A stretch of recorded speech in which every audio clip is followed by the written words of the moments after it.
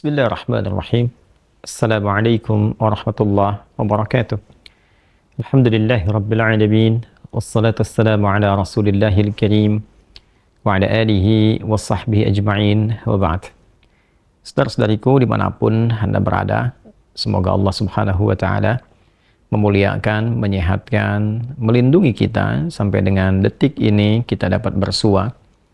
Dan lebih dari itu, semoga Allah subhanahu wa ta'ala senantiasa memberikan taufik, panduan untuk menjalani kehidupan di dunia ini agar mendapatkan rahmat Allah Subhanahu wa taala yang bisa kita bawa pulang menghadap Allah pada hari kiamat kelak insyaallah. Teman-teman, malam ini di tanggal 26 Oktober 2023 Masehi, edisi spesial yang biasanya kita membahas Aqsa dengan cukup panjang. Kali ini kita ingin berbagi pesan yang sangat singkat. Yang dalam singkat ini kita ingin mengingatkan baik kepada diri saya pribadi dan kepada kita semua tentang satu bagian dari ayat Al-Quran yang kiranya penting kita renungi, yaitu Quran surah ke-81 At-Takwir di ayat ke-26 saat Allah subhanahu wa ta'ala berfirman, Fa'aina tadhhabun? Maka engkau itu sesungguhnya mau kemana? Ayat yang singkat tapi begitu padat dan sangat mendalam, memberikan satu kesan yang cukup menusuk ke dalam jiwa setiap manusia. Pertanyaan yang datang langsung dari pencipta kita, sesungguhnya engkau mau kemana? Allah sudah menjelaskan mengapa kita diciptakan. Allah sudah memberikan jalan kehidupan bagi kita dan menerangkan konsekuensi di balik pilihan-pilihan yang kita tetapkan untuk menempuh jalan-jalan yang dimaksudkan. Bila benar, resikonya seperti ini. Bila salah, konsekuensinya demikian.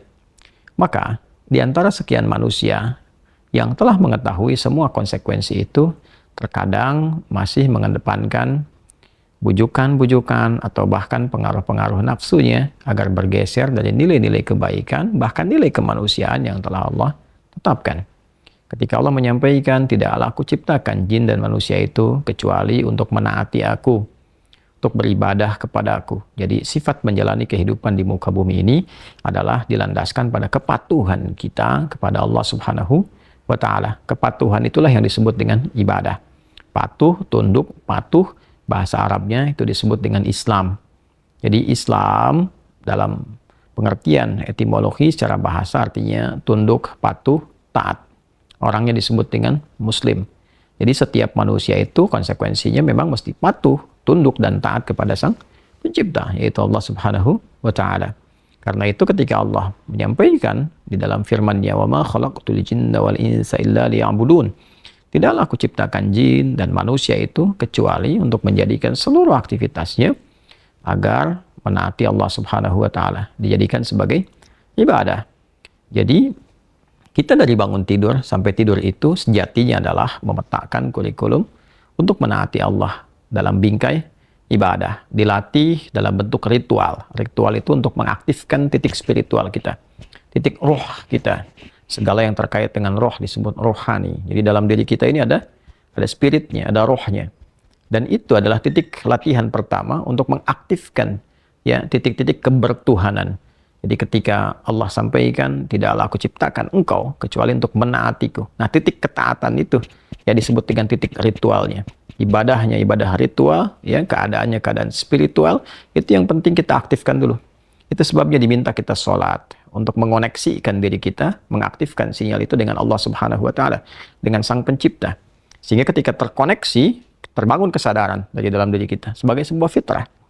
Nanti kesadaran itu yang akan membimbing bagian dari sifat intelektual kita, titik intelektual, ya IQ itu, ya intellectual question. Kemudian nanti titik fisik kita, physical question. Jadi nanti yang menggerakkan adalah titik spiritualnya. Ini yang memberi perintah. Kalau akal itu masih objektifnya normal saja, karena dia hanya mengkonstruksikan pikiran, mengolah data, ya jadi informasi menjadi knowledge. Knowledge itu yang akan diteruskan kepada fisik untuk dieksekusi. Ya, bagaimana nanti lisan bicara? Seperti apa konstruksi bicaranya? Mengatur katanya bagaimana, memilihnya seperti apa, menjelaskannya bagaimana. Tapi perintah untuk melakukan itu sumbernya dari sini. Ya, dari titik terdalamnya. Di dalam itu cuma ada dua. Ada jiwa takwa, ada jiwa fujur. Fa'alhamaha fujuraha wa taqwaha. Maka di dalam diri manusia itu, di titik paling dalamnya itu, ada nilai kebaikan, disebut dengan takwa, karakter moral kebaikan. Ada yang buruk disebut dengan fujur. Nama lainnya disebut dengan nafsu. Karena dari fujur keluar su, melewati nafas. Nafas ketemu su, jadi nafsu. Quran surah ke-12 ayat 53. Wa ma ubarni'un nafsi innan nafsa la'ammaratum bisu illa ma rahima rabbi. Maka semua tindakan kita, menatap, mendengar, berbicara, bertutur, sampai dengan berjalan, ujung kepala sampai ujung kaki, yang kita jadikan sebagai bagian dari perangkat beraktivitas itu, semua tatanannya, perintahnya kalau tidak dari takwa adalah dari fujur. Kalau bukan dari sifat baik, sifat buruk yang bersumber dari nafsunya. Maka semua kegiatan yang kita desain dalam setiap hari itu, kita tata. Dan Allah tanya, baik, engkau untuk apa bekerja? Ya Allah, saya ingin mencari rezeki. Baik, bagus. Untuk dapat uang. Setelah dapat uang mau kemana?